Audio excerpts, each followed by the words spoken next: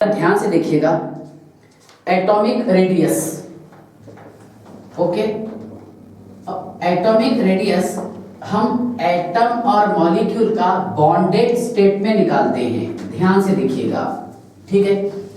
एक है बेटा आयोनिक रेडाई, जो हम लास्ट लेक्चर में पढ़े हैं और मैं इसको डिटेल एक्सप्लेन किया हूं, ठीक है ना। सेकंड, ध्यान से देखिएगा बेटा, covalent radii, okay, bonded state. उसके बाद में मेटालिक रेडाई, ओके, और लास्ट है बेटा इसमें वंडरवाल रेडाई। ध्यान से देखिए, तो हमने लास्ट लेक्चर में आयनिक रेडाई डिटेल पढ़ लिए थे। क्या आयनिक रेडाई सबसे ज्यादा होता है एनायन का, फिर उसके बाद में एटम बताया मैंने आपको, और सबसे कम होता है केटायन का, ठीक है ना। अब ध्यान से देखिएगा बेटा, कोवेलेंट रेडाई किसको बोलेंगे आप, या फिर कोवेलेंट रेडियस, इस पर हम डिस्कस करेंगे। Covalent radius, okay.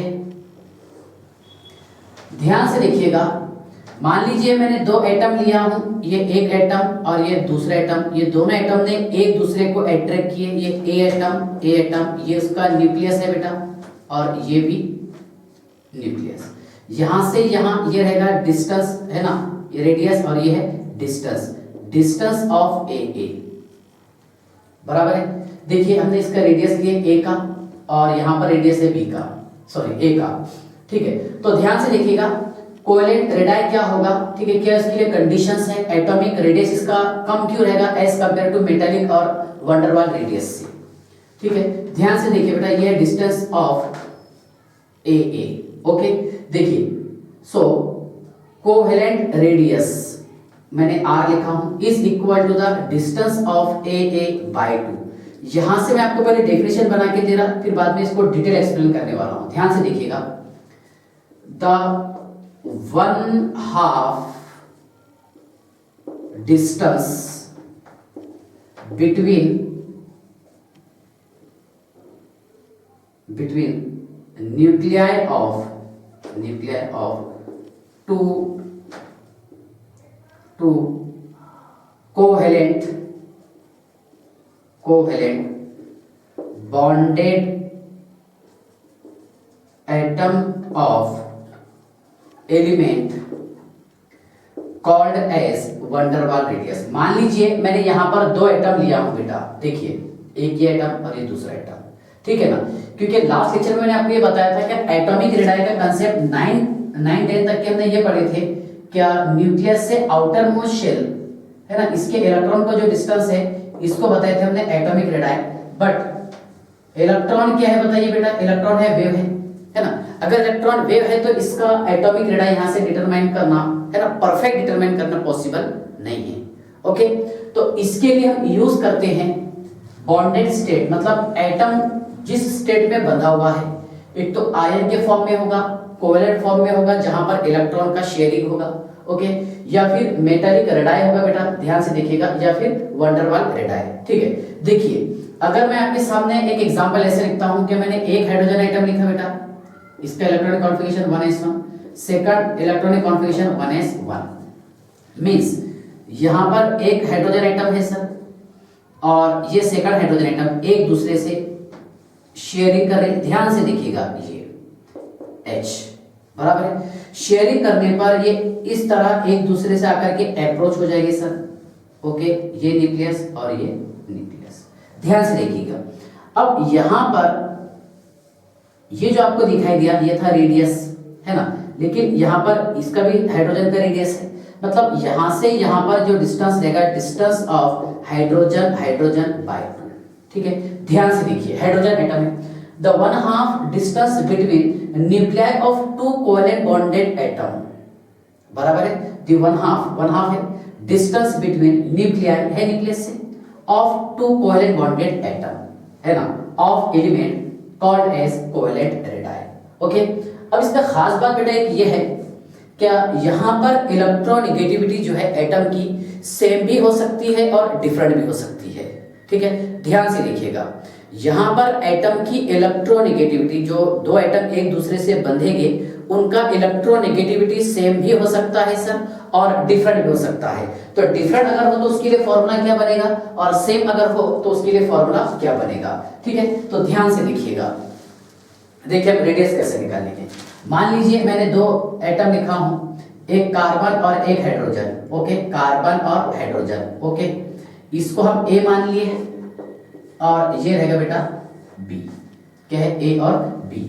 अगर इफ इलेक्ट्रोनेगेटिविटी इज सेम, अगर इलेक्ट्रोनेगेटिविटी सेम हो, ठीक है ना, तो देखिए दो एटम कैसा, क्या यहां पर ये ए एटम यूज किया सर हमने, और यहां पर यूज किए हैं बी एटम। ओके, ये न्यूक्लियस न्यूक्लियस, यहां से यहां है ना, ये रहेगा डिस्टेंस ऑफ ए बी।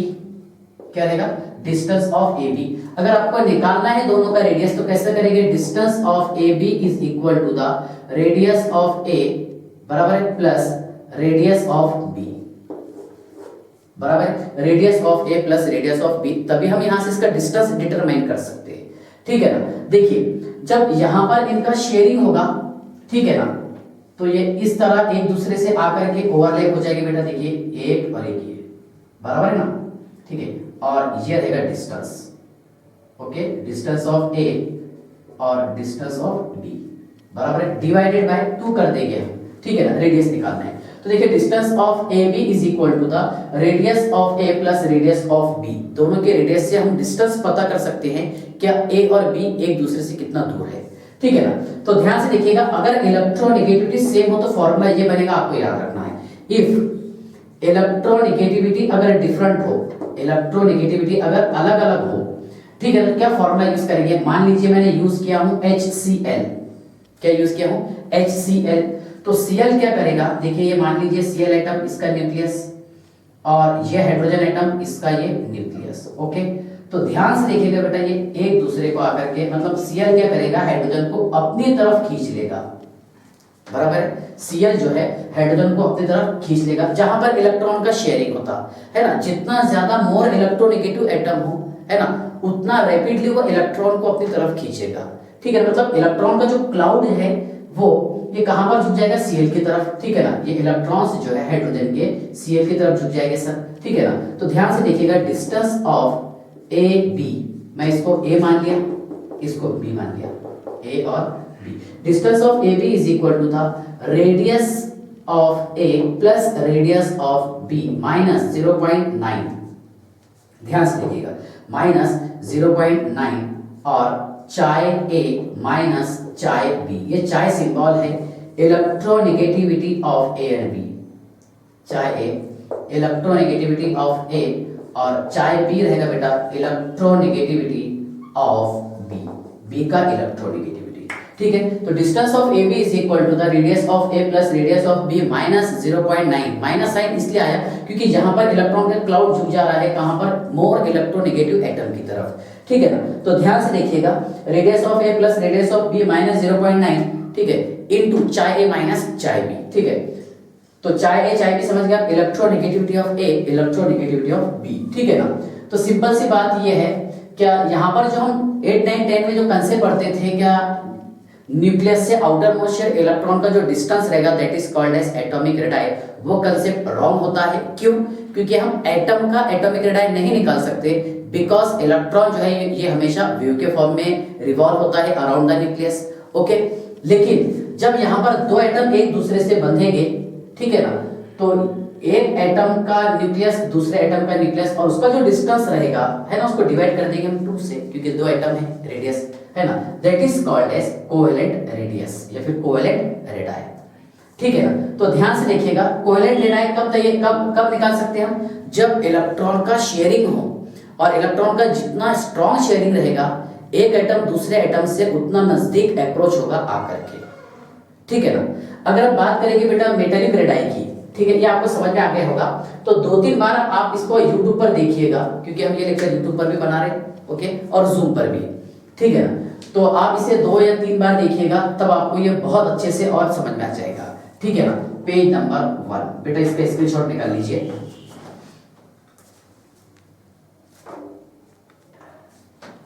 ठीक है, ध्यान से देखिए, अब मैं बात करता हूं आपसे वंडरवाल रेडियस की। किसकी सर? Van der Waals radius. ध्यान से देखिएगा वंडरवाल रेडियस क्या है, और फिर मैं आपको समझाऊंगा मेटालिक रेडियस।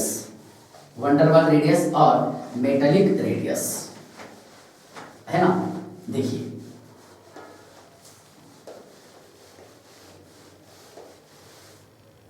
ध्यान से देखिए वंडरवाल रेडियस क्या है।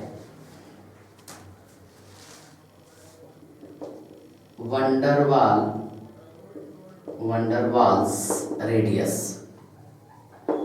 बेटा वंडरवाल रेडियस क्या रहेगा? ध्यान से देखिएगा।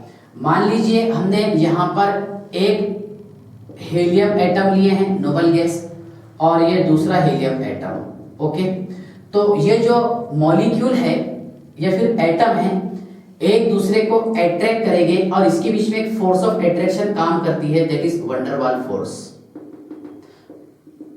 ठीक है ना? कौन सी फोर्स काम करेगी यहां पर? Van der Waals force. ठीक है ना?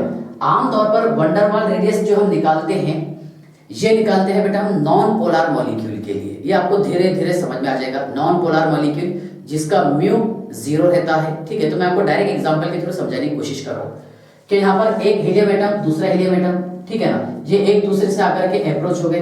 अब यहाँ पर देखिए ये न्यूक्लियस, ओके, देखिए ये न्यूक्लियस और ये न्यूक्लियस, ओके, He। अब इसका जो डिस्टेंस है बेटा, है ना, distance of He divided by 2 है ना, इसके डिस्टेंस को, ओके, एक एटम दूसरा एटम, इसके डिस्टेंस को हम 2 से डिवाइड कर देंगे, दैट इज वंडरवाल रेडियस। क्या रहेगा बेटे? Van der Waals radius.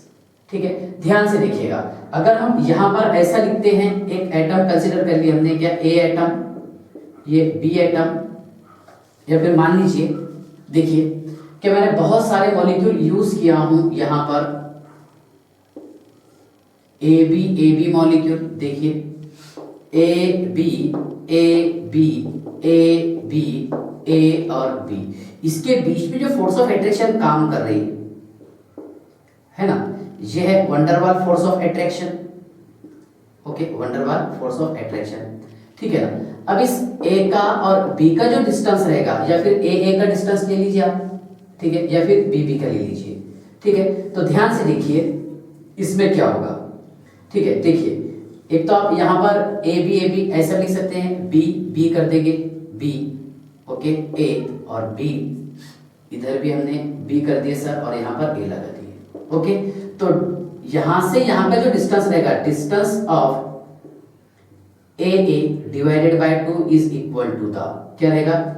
Van der Waals radius sir, van der Waals radius. Okay, van der Waals radius. और अगर आपको बी का निकालने का था, बताइए, distance of B divided bye,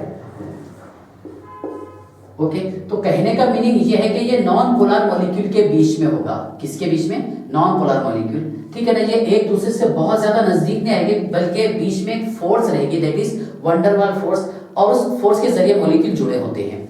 मान लीजिए क्या हमने किसी कंटेनर के अंदर हीलियम गैस भर दी है, ओके, अब हीलियम एटम है, मोनोएटॉमिक गैस है, तो एक हीलियम दूसरे हीलियम से बंधा हुआ रहेगा, बराबर है, लेकिन उसके बीच में जो होगा दैट इज वंडरवाल फोर्स। क्या रहेगा? Van der Waals force. और एक हीलियम का न्यूक्लियस दूसरे हीलियम का न्यूक्लियस, उसके बीच का जो डिस्टेंस रहेगा दैट इज वंडरवाल डिस्टेंस, बराबर है।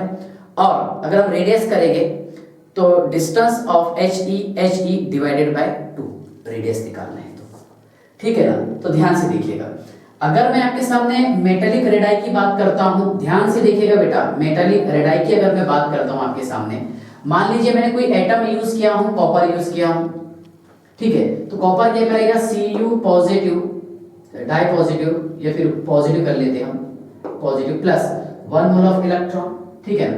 तो मान लीजिए यहाँ पर ये कॉपर है, इस पर चार्ज है पॉजिटिव, इस पर चार्ज है पॉजिटिव, इस पर चार्ज है पॉजिटिव, बहुत सारे हमने कॉपर एटम लिए हैं, मतलब क्रिस्टल लिए हैं कॉपर का, ठीक है। तो कॉपर इलेक्ट्रॉन लूज करके पॉजिटिव चार्ज बता देगा, ठीक है, और इसके अराउंड में रहेंगे बेटा इलेक्ट्रॉन। क्या रहेंगे इसके अराउंड में? इलेक्ट्रॉन। ध्यान से देखिएगा, इलेक्ट्रॉन, इलेक्ट्रॉन और इलेक्ट्रॉन, ठीक है ना।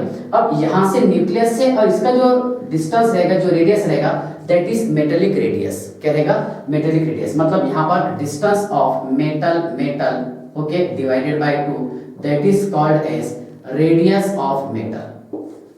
Radius of metal. एक सवाल आपसे ये है, देखिए क्या यहां पर ये बता दिया हमने बेटा कोवेलेंट रेडाई। देखिए ध्यान से, कोवेलेंट रेडाई में क्या होता है कि मॉलिक्यूल एक दूसरे से बहुत ज्यादा नजदीक आ जाते थे, है ना। अगर हम बात करेंगे मेटालिक रेडाई की, मेटालिक रेडाई ध्यान से देखिएगा, मेटालिक रेडाई में क्या था कि पॉजिटिव चार्ज और इलेक्ट्रॉन इसके बीच में अट्रैक्शन होता था, जिससे मेटालिक बॉन्ड तैयार होता था, बराबर है। तो ध्यान से देखिएगा, हाँ, और उसके बाद में कौन सा वंडरवाल रेडियस, वंडरवाल रेडियस या फिर रेडाई, ठीक है।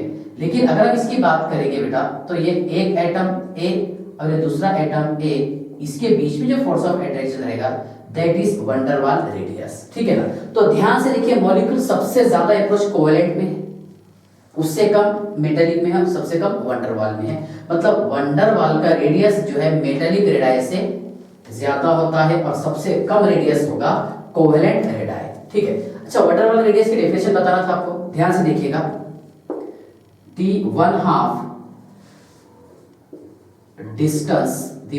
distance between two nuclei of, ठीक है, ध्यान से देखिएगा, the 1/2 distance between two nuclei of two non-bonded atom or neighboring atom called as van der Waal radii। ध्यान से देखिएगा, यहां पर इसको नॉन बॉन्डेड इसलिए बता रहे क्योंकि बीच में जो है फोर्स ऑफ अट्रैक्शन काम कर रही है, ये बंधे हुए हैं लेकिन ये एक दूसरे से फोर्स ऑफ अट्रैक्शन से जुड़े हुए हैं, ठीक है ना। ओके, अब मेटालिक रेडाई क्या बताएंगे, the 1/2 distance between two nuclei of, देखिए the 1/2 distance between the 1/2 distance between two nuclei of atom of metallic crystal,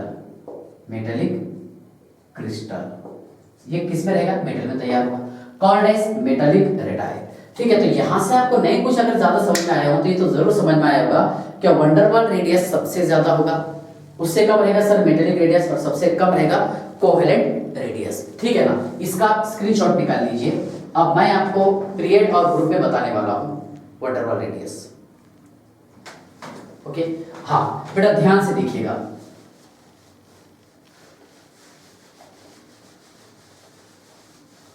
देखिए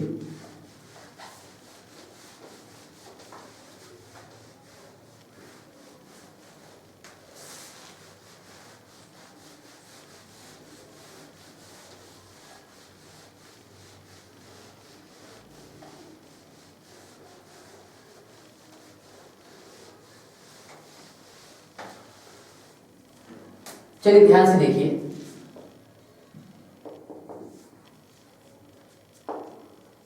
वेरिएशन ऑफ एटॉमिक रेडाई, ठीक है। पहले हम बात करेंगे पीरियड्स की, और कहां से कहां periods, from left to right. ध्यान से देखिएगा, एटॉमिक रेडाई को मैं AR लिखता हूं मैं यहां पर, ओके। देखिए as increase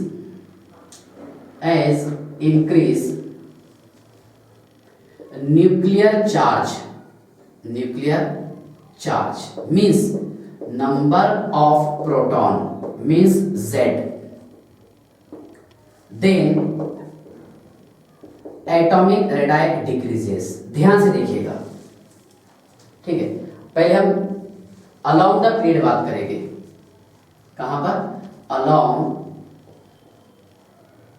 the period from left to right, ठीक है। ध्यान से देखिएगा बेटा, जितना ज्यादा न्यूक्लियर चार्ज बढ़ेगा उतना कम रेडियस होगा। ध्यान से देखिएगा, अगर मैं बात करूंगा, देखिए हाइड्रोजन, हेलियम, ओके, उसके बाद में lithium, beryllium, boron, carbon, nitrogen, oxygen, fluorine, neon. ये सेकंड रो की बात किया सर मैंने, ठीक है ना। पहले हम इसकी बात कर लेते हैं। कितना एटम नंबर 1 2, ठीक है ना। इसका देखिए ये बेटा 3 4 5 6 7 8 9 और ये 10। पहले इस पर डिस्कस कर लेते हैं। देखिए यहां पर क्या हो रहा, क्या न्यूक्लियर चार्ज बढ़ रहा, बराबर। अब जब न्यूक्लियर चार्ज बढ़ेगा तो एटॉमिक रेडियस कम होगा, बट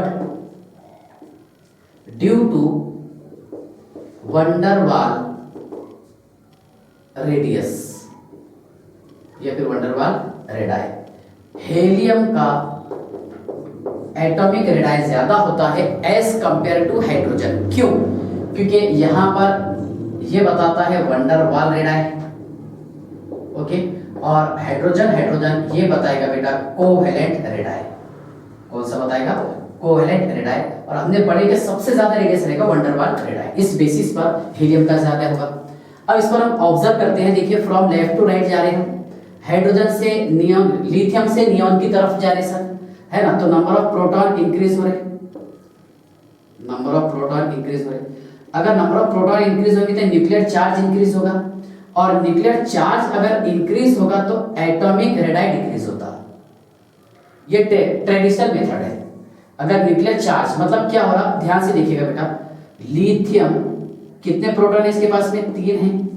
अगर हम ऑक्सीजन की बात करेंगे तो 8 प्रोटॉन है सर, ओके। और अगर नियॉन की बात करेंगे तो 10 प्रोटॉन है सर, ठीक है ना। तो मतलब यहाँ पर इलेक्ट्रॉन को खींचने वाले कितने प्रोटॉन हैं? 3 हैं। ये कितने हैं? 8 है। ये कितने हैं? 10 प्रोटॉन है, बराबर है, इलेक्ट्रॉन को अपनी तरफ खींचने वाले। लेकिन देखिए इसमें सबसे ज्यादा पावर किसका है इलेक्ट्रॉन को खींचने का? नियॉन का है सर, बराबर है। फिर उससे कम पावर किसका है? फ्लोरीन का। नंबर ऑफ प्रोटॉन 9 है, 8 है, 7 6 5 4 है ना, 3, ओके। तो यहाँ पर देखिए सबसे ज्यादा रेडियस इसका होना चाहिए, क्योंकि इलेक्ट्रॉन सबसे दूर रहेंगे यहाँ पर, बराबर है ना। क्यों? क्योंकि यहाँ पर देखिए न्यूक्लियर चार्ज मतलब इसके पास जो प्रोटॉन 3 है वो इलेक्ट्रॉन को इतना ज्यादा नहीं खींचेंगे एज कंपेयर टू 10 प्रोटॉन।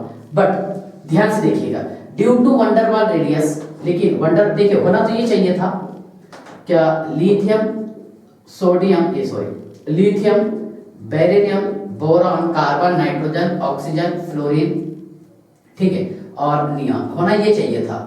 देखिए कि सबसे ज्यादा रेडियस होना था बेटा लिथियम का, फिर beryllium, boron, carbon, nitrogen, oxygen, fluorine. क्यों?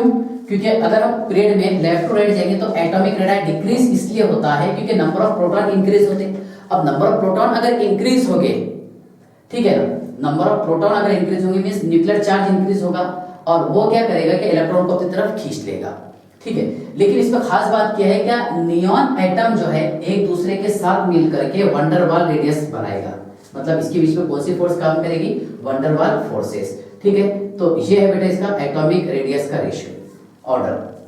सबसे ज्यादा रेडियस रहेगा नियॉन का, उसके बाद में लिथियम, फिर बेरिलियम, बोरॉन, है ना। होना तो ये चाहिए था कि सबसे ज्यादा सर लिथियम का रहना था और सबसे कम ये रहना था, लेकिन नोबल गैसेस जो है बेटा ये वंडरवाल रेडियस बनाएगा। कौन सा रेडियस? वंडरवाल रेडियस, ठीक है, क्योंकि इसके बीच में काम करेगा वंडरवाल फोर्स ऑफ अट्रैक्शन, ठीक है ना। अब देखिए ये तो आयोनिक बॉन्ड बनाता, नो डाउट, ठीक है, लेकिन यहां से देखेंगे हम, देखिए boron, carbon, nitrogen, oxygen, fluorine, ये बनाता है कोवेलेंट बॉन्ड, और हमने पढ़े अभी कि कोवेलेंट रेडियस सबसे कम होगा, ठीक है ना, क्योंकि वहां पर देखिए एटम जो है एक दूसरे से बहुत नजदीक आके जुड़ जाएंगे, जिसकी वजह से रेडियस कम हो जाएगा, ठीक है ना। अब ऐसा ही हम सेम बात करते हैं थर्ड पीरियड की। देखिए थर्ड पीरियड कौन सा है? थर्ड पीरियड है सर इसमें sodium, magnesium, aluminium, silicon, phosphorus, sulphur, chlorine, argon. ध्यान से देखिएगा बेटा, 11 12 13 14 15 16 17 18। ध्यान से देखिए, as increase nuclear charge then atomic radius decreases. ये हम ट्रेडिशनल मेथड पढ़ते हुए आए हैं। क्यों? क्योंकि यहाँ पर नंबर ऑफ प्रोटॉन इंक्रीज हो रहे, और प्रोटॉन की संख्या का इंक्रीज हो तो रेडियस कम हो जाएगा। बट एक्सपेरिमेंटली ये देखा गया है कि इसके बीच में कौन सा रेडियस होगा? सर ये बनाएगा वंडरवाल रेडियस। कौन सा? Van der Waals radius. ओके, तो ध्यान से देखिएगा सबसे ज्यादा रेडियस रहेगा इसमें Ar का, फिर बाद में वही ट्रेडिशनल मेथड सोडियम है ना, 11 प्रोटॉन खींचने वाले 12 13 यहाँ तक के 17, sodium, magnesium, aluminium, okay, silicon, phosphorus, sulphur और क्लोरीन। ध्यान से देखिएगा बेटा, argon, sodium, magnesium, aluminium, silicon, phosphorus, sulphur और क्लोरीन, ये है एटॉमिक रेडियस का ऑर्डर। हाँ, एक एक पॉइंट्स आपको याद कर लेने का है, ठीक है ना। तो एटॉमिक रेडियस देखिए हमने क्या पढ़ लिया अभी हम पीरियड में पढ़ रहे थे, बराबर है ना। हाँ, तो इसका स्क्रीनशॉट निकाल लीजिए आप।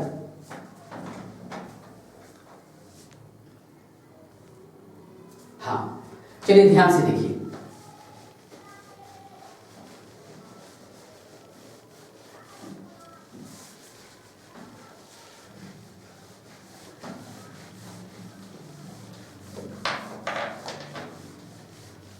अगर हम एटॉमिक रेडियस ग्रुप के हिसाब से देखेंगे तो ध्यान से देखिएगा, साइज का बहुत बड़ा डिफरेंस आएगा उसमें।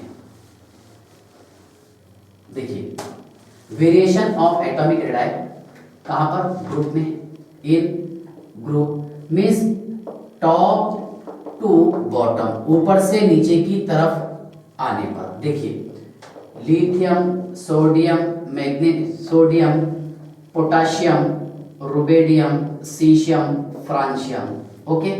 देखिए बेटा, ये सेकंड ग्रुप में है, इसका इलेक्ट्रॉनिक कॉन्फ़िगरेशन क्या है, 2s1 आएगा लास्ट में, इसमें आएगा 3s1, 4s1, 5s1, 6s1 और 7s1। तो ध्यान से देखिएगा, ऊपर से नीचे की तरफ आने पर, फ्रॉम टॉप टू बॉटम, है ना, एटॉमिक नंबर इंक्रीज हो रहा और शेल सडनली चेंज हो रहे, second shell, third shell, fourth, fifth, six, है ना, means number of shell increase हो रहे। सिंपल सी बात है, जब नंबर ऑफ शेल यहां पर इंक्रीज होंगे सडनली, ठीक है, तो रेडियस भी इंक्रीज होगा, बराबर है। जब नंबर ऑफ शेल इंक्रीज हो गए टॉप टू बॉटम आने पर, तो रेडियस इंक्रीज होगा, मींस टॉप टू बॉटम जाने पर एटॉमिक रेडियस ये इंक्रीज होता है, किसमें, ग्रुप में, ठीक है। फर्स्ट ग्रुप की यही बात है, सेकंड ग्रुप की भी यही बात है, मतलब आमतौर पर ग्रुप के लिए यही ट्रेडिशनल मेथड है, चाहे आप पी ब्लॉक की बात करो या फिर डी ब्लॉक, लेकिन उसमें कुछ एक्सेप्शन है डी ब्लॉक एलिमेंट्स में, ठीक है ना। तो यहां तक के समझ गया। ग्रुप में क्या होगा, ऊपर से नीचे आने पर सर इसका एटॉमिक रेडियस बढ़ेगा, सिंपल सी बात है, because number of shell increases. लिख लेना आप result, because number of shell increases, क्योंकि यहां पर शेल इंक्रीज होते हैं, because number of shell increases, okay. यहां तक के समझ गए। अब हम खास बात करने वाले हैं डी ब्लॉक एलिमेंट्स के बारे में, ध्यान से देखिएगा बेटा। डी ब्लॉक एलिमेंट्स के एटॉमिक रेडियस पर क्या इंपैक्ट होगा, क्या असर होगा, ध्यान से देखिएगा, यही पॉइंट अपने लिए इंपॉर्टेंट है और आपको डी ब्लॉक एलिमेंट्स में भी ये काम में आएगा। पहले मैं काम करता हूं, डी ब्लॉक एलिमेंट्स की पूरी सीरीज लिखता हूं, 3D, scandium, titanium, vanadium, chromium, manganese, iron, cobalt, nickel, copper और जिंक, ठीक है। Yttrium, zirconium, niobium, molybdenum, technetium, ruthenium, rhodium, palladium, silver, cadmium, okay. यहां पर है लैंथेनम टू लुटेशियम, फिर आगे hafnium, okay, tantalum, tungsten, rhenium, osmium, iridium, platinum, gold और mercury. कहां के भूलिए क्या, हाँ ये ध्यान से देखिए बेटा, tantalum, tungsten, rhenium, okay, osmium, iridium, platinum, gold और मर्क्यूरी। ध्यान से देखिएगा, ठीक है। यह है डी ब्लॉक एलिमेंट्स। देखिए 3D, 4D और 5D, इसको हम 3D बताते हैं आमतौर पर, यह बेटा 4D और यह 5D। ध्यान से देखिएगा, इसके नीचे फिर हम लिखते थे Ac2Lr, है ना, एक्टिनियम टू लॉरेंशियम, ऐसा बताता था मैं आपको, जो हम फर्स्ट लेक्चर में पूरा डिटेल बताए हैं आपको। ध्यान से देखिएगा, मैं रिपीट कर दे रहा हूँ, बात निकल गई तो चलिए देखिए ध्यान से, थोड़ा 4G की स्पीड पे ले लेते हैं इसे, ओके। देखिए 3D, 4D, 5D और 6D, ठीक है। देखिए एक्टिनियम से लेकर के लॉरेंशियम तक के, ठीक है ना। आगे रहेगा बेटा रुदरफोर्डियम, रुबिडियम, सीबोर्गियम, बोहोरियम, हैशियम, मिटनेरियम, डेब्स्टेशियम, रोएटजीनियम और copernicium. Scandium, titanium, vanadium, chromium, manganese, iron, cobalt, nickel, copper, zinc. 21, 22, 23, okay, 24, 25, 26, 27, 28, 29 और ये 30। ओके, यहाँ पर रहेगा बेटा 39 से लेकर के 48 तक के सर।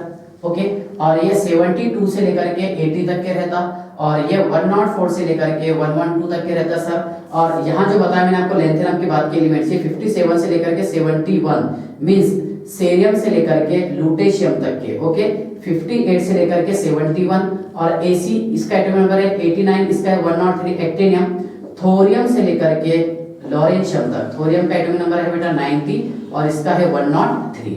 तो ध्यान से देखिएगा, अब मैं इसकी डिटेल स्टडी मतलब इस टॉपिक को मैं डिटेल एक्सप्लेन करने वाला हूं। देखिए, scandium, titanium, vanadium, chromium, manganese, iron, cobalt, nickel, copper और जिंक। ओके, देखिए स्कैंडियम से लेकर के 21 से लेकर के 30 तक के इसका एटॉमिक नंबर इंक्रीज हो रहा, प्रोटॉन इंक्रीज हो रहे।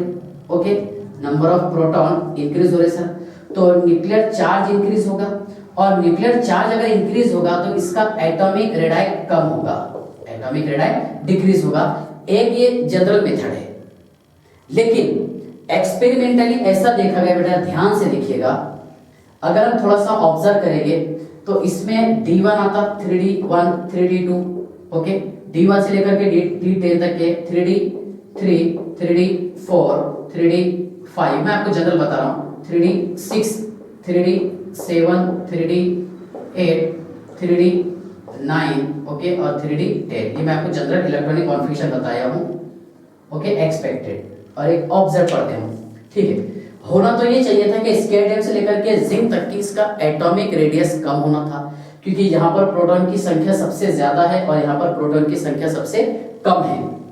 लेकिन ध्यान से देखिए बेटा, ये क्या देखा गया है यहाँ पर, देखिए स्कैंडियम है ना, स्कूल थी जबरदस्त वो, फिर आगे रीजन कोई नहीं। ध्यान से देखिए, ये रटने वाली चीजें हैं, एटॉमिक रेडाई ऐसा क्यों आ रहा, देखिए बेटा, ये क्रोमियम, मैंगनीज, आयरन, ठीक है, ध्यान से देखिएगा, है क्या, 10 एलिमेंट हो गए, 1 2 3 4 5 6 7 8 9, कौन सा रहेगा इसमें, देखिए scandium, titanium, vanadium, chromium, manganese, iron, ठीक है, हाँ, manganese, iron, cobalt, FeCu, okay, उसके बाद में कोबाल्ट और निकेल। ये ऐसा क्यों, हाँ, एटॉमिक रेडियस, देखिए इसका मैं हिंदी में सेंटेंस लिख के दे रहा हूं, ये आपको रटना है, स्कूल थी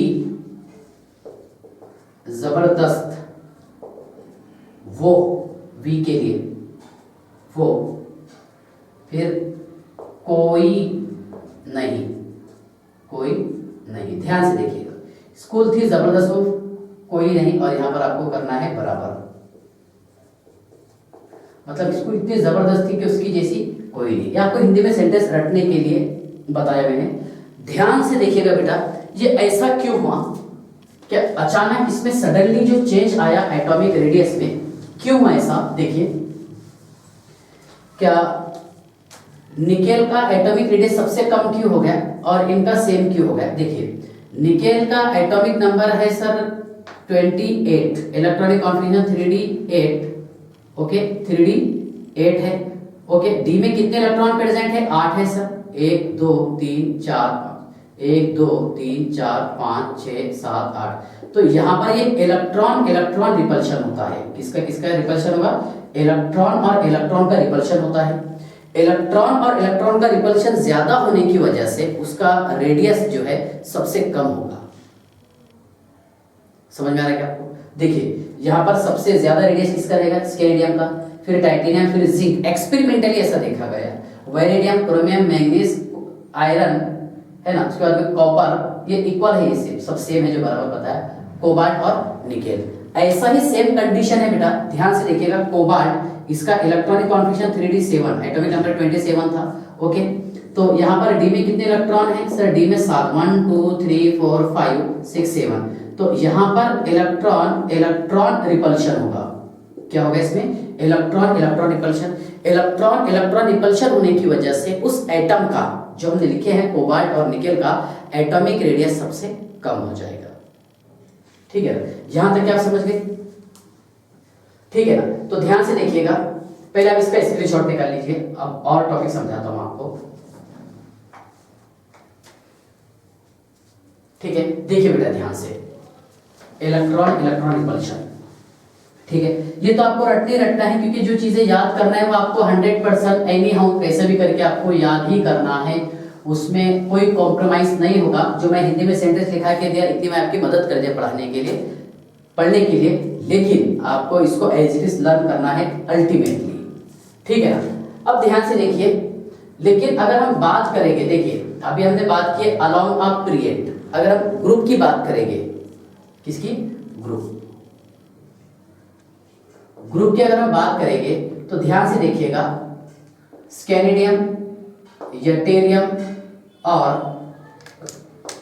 लैंथेनम, बराबर है, titanium, zirconium, hafnium, okay, vanadium, niobium, tantalum, okay. उसके बाद में ध्यान से देखिएगा, chromium, molybdenum, tungsten, okay, manganese, technetium, rhenium, okay, ferrous, RuOS, ये आपको मैंने रटाया, ठीक है ना? इसी में देख के लिख रहा हूं इसे, कोई, कोबाल्ट, RHIR, ओके सर। उसके बाद देखिए बेटा, NiPd और Pt रहेगा सर उसके नीचे, okay, copper, silver, gold, okay, zinc, cadmium और Hg, मर्क्यूरी। ध्यान से देखिएगा, देखिए खास बात अगर हम बात करेंगे तो एटॉमिक रेडाई की, सिर्फ इसके लिए बता रहा हूं मैं आपको। देखिए एटॉमिक रेडाई इसमें सबसे ज्यादा होगा बेटा लैंथेनम का, उससे कम यटेरियम और सबसे कम Sc स्कैंडियम, नो डाउट ये है बेटा एटॉमिक रेडियस। लेकिन यहां पर देखिए ये दोनों का तो ज्यादा है, बट देखिए Ti से ज्यादा होगा Zr का और ये Hf का इक्वल होगा एटॉमिक रेडाई। सेम ऐसा ही V से ज्यादा होगा Nb। चलिए देखिए 4d और 5d इसका एटॉमिक रेडियस सेम होगा, टाइटेनियम का कम होगा, वेनेडियम, ठीक है। उसके बाद में NbTA इसका रेडियस सेम होगा, ये NbTA और V का कम होगा, ठीक है। मतलब डाउन द ग्रुप जाने पर एटॉमिक रेडियस कम होता है, लेकिन 4d और 5d एलिमेंट का, ठीक है, 4d और 5d सीरीज एलिमेंट का एटॉमिक रेडियस सेम होता है due to contraction of lanthanoids. वो बताता हूं मैं आपको कॉन्ट्रैक्शन ऑफ लैंथेनॉइड क्या है, आगे है टॉपिक, ठीक है। नेक्स्ट चलिए कहां तक क्या आ गया, V ये वाला, Cr ये बेटा देखिए Cr का कम है, M और W का सेम है। उसके बाद में है MnTc और Re इनका सेम रहेगा सर, ओके।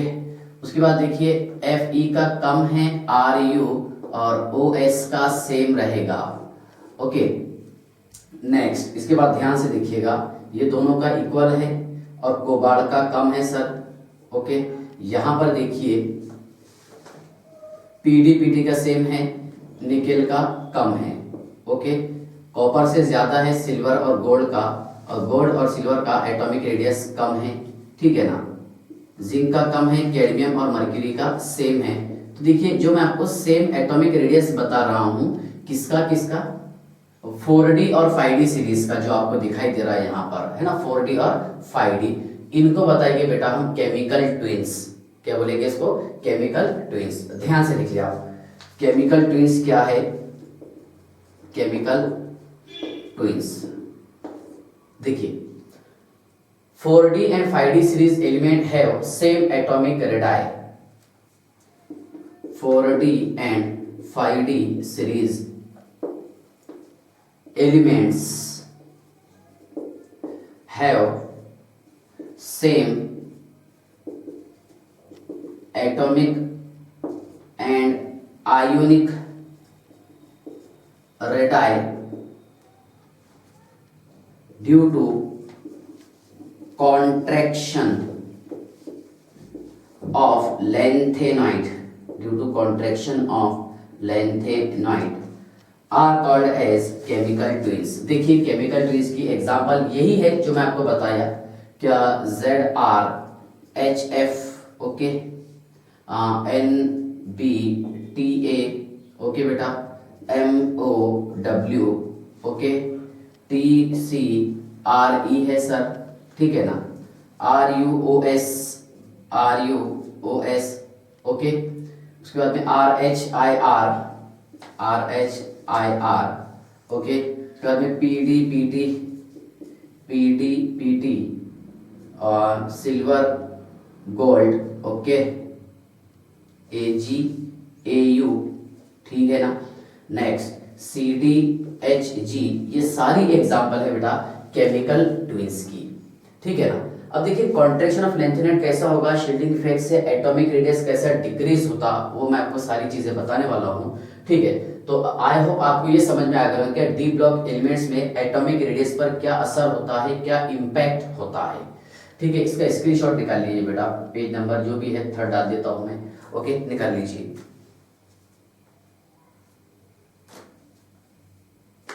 हाँ, नेक्स्ट, इसके बाद ध्यान से देखिए, चलिए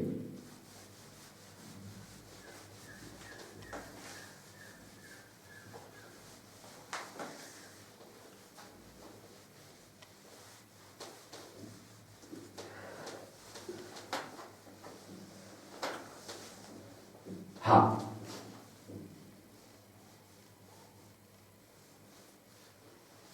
चलिए ध्यान से देखिए, नेक्स्ट है एफ ब्लॉक एलिमेंट। अब एफ ब्लॉक एलिमेंट के साथ देखिए इसके बारे में थोड़ी सी बातचीत कर लेते हैं कि एफ ब्लॉक एलिमेंट्स क्या रहेगा। ये लैंथेनम से लेकर के लुटेशियम जो दिख रहा आपको, मतलब 58 से लेकर के 71 तक के, ओके, मींस इसका मीनिंग क्या हो रहा, सेरियम से लेकर के लुटेशियम तक के। ये है 4f series element, 4f series element, okay, और 5f सीरीज एलिमेंट है बेटा 89 से लेकर के 103, मतलब यहाँ पर हम 90 लेंगे, 90 से लेकर के 103, ओके, क्योंकि 89 तो यहाँ पर आ जाएगा, ओके। ध्यान से देखिएगा, 90 से लेकर के 103 तक के, मतलब एक्टिनियम थोरियम से लेकर के लॉरेंशियम तक, Lr तक, ठीक है। एज इंक्रीज, देखिए पहले मैं आपको ये बता देता हूँ लैंथेनाइड सीरीज के बारे में। लैंथेनम से लेकर के लुटेशियम तक के इसका एटॉमिक नंबर इंक्रीज होता है। जब एटॉमिक नंबर इंक्रीज होगा तो इसका एटॉमिक रेडाई डिक्रीज होता है, जिसे कहेंगे हम कॉन्ट्रैक्शन ऑफ लैंथेनाइड। ध्यान से देखिए आप, कॉन्ट्रैक्शन ऑफ लैंथेनाइड क्या है, contraction of lanthanide, okay, contraction of lanthanide मतलब कहां से कहां, लैंथेनम से लेकर के लुटेशियम तक, 57 से लेकर के 71 तक, ठीक है ना। एटॉमिक रेडाई डिक्रीज होता है, ओके। ध्यान से देखिएगा, in lanthanide series, in lanthanide series from La to Lu, lanthanum से लेकर के लुटेशियम तक,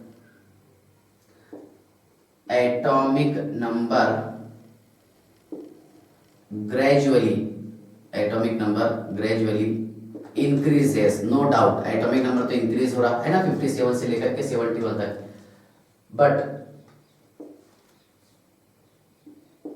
atomic radii decreases, called as contraction of lanthanide, ठीक है। ड्यू टू, अब बेटा ये होगा due to shielding effect.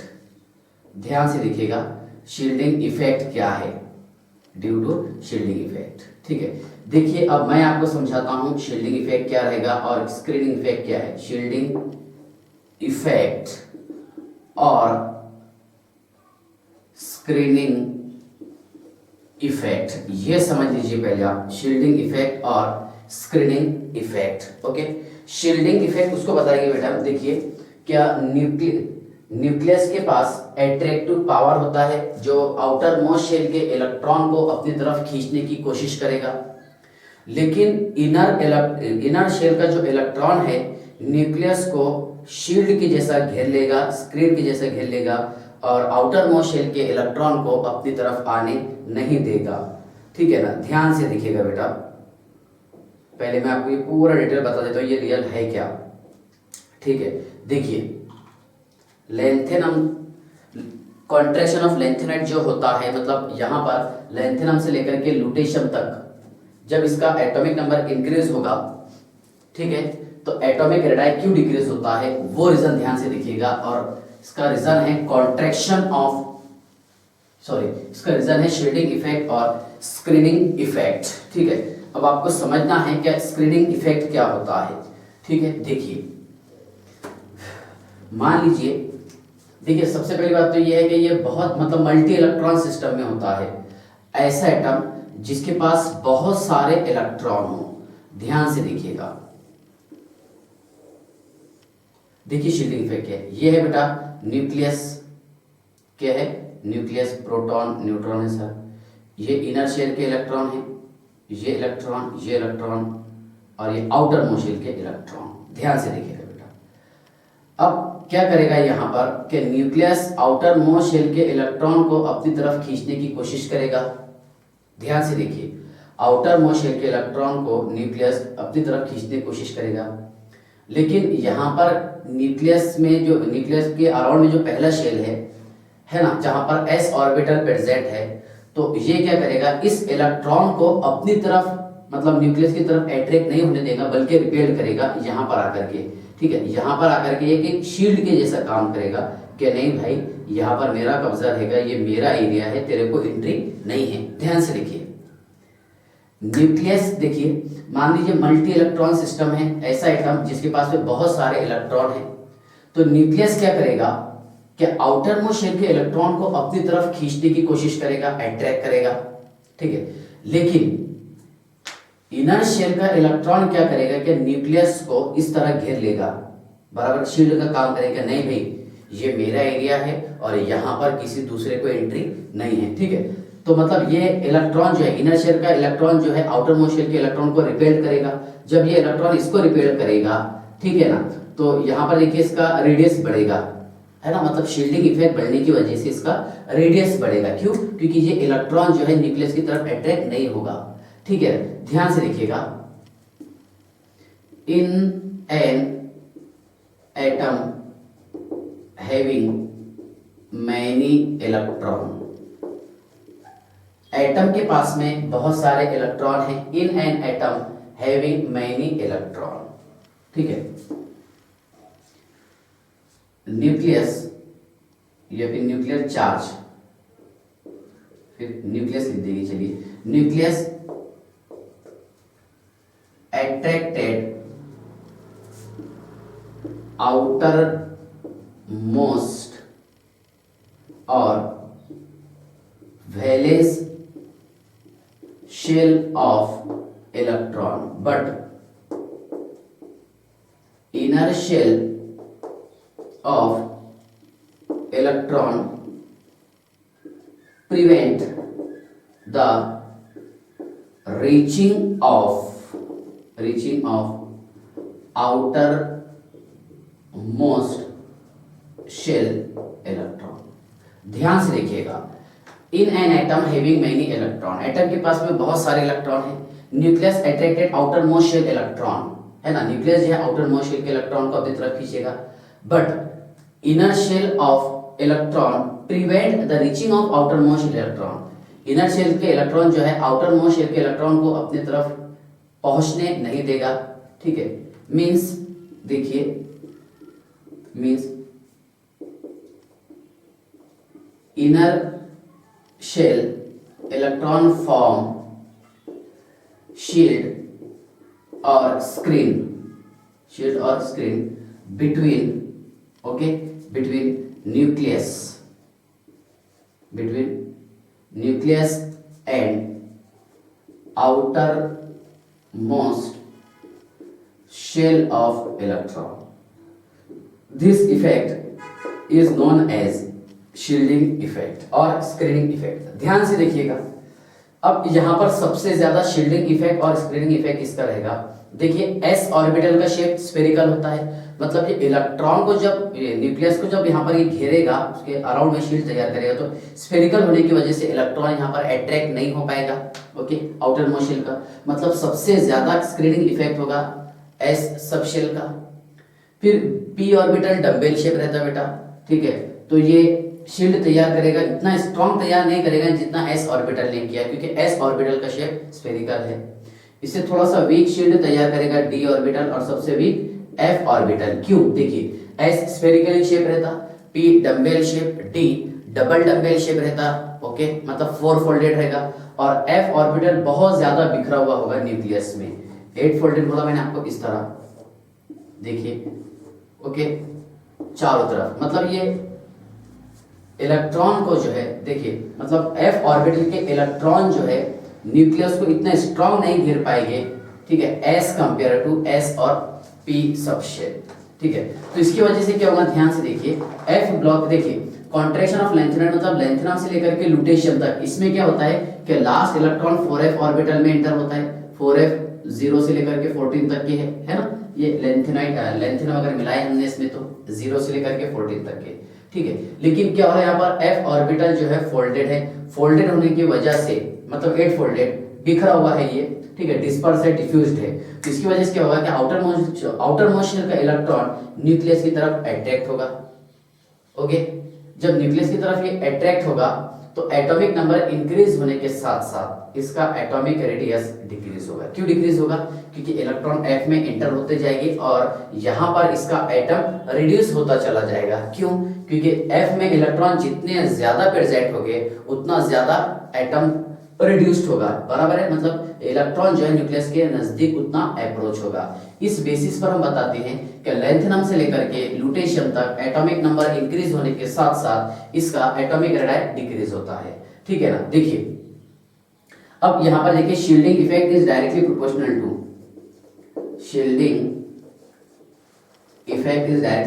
To the atomic radius. ध्यान से देखिए बेटा, ऐसा क्यों बोले हमने, जितना ज्यादा शील्डिंग इफेक्ट होगा, जितना स्ट्रॉन्ग शील्ड रहेगा इसके अराउंड में, ये आउटर मोस्ट शेल का इलेक्ट्रॉन जो है तो उतना नजदीक नहीं आएगा, मतलब रेडियस जो है वो इंक्रीज होगा, ठीक है ना। इसलिए बताया मैंने आपको कि शील्डिंग इफेक्ट और screening effect is directly proportional to the atomic radius, ठीक है ना। बस आज के लिए इतना ही काफी है। अब हम नेक्स्ट लेक्चर में पढ़ेंगे आइसो इलेक्ट्रॉनिक एटम और स्पेसिस क्या होता है, ठीक है, बाय।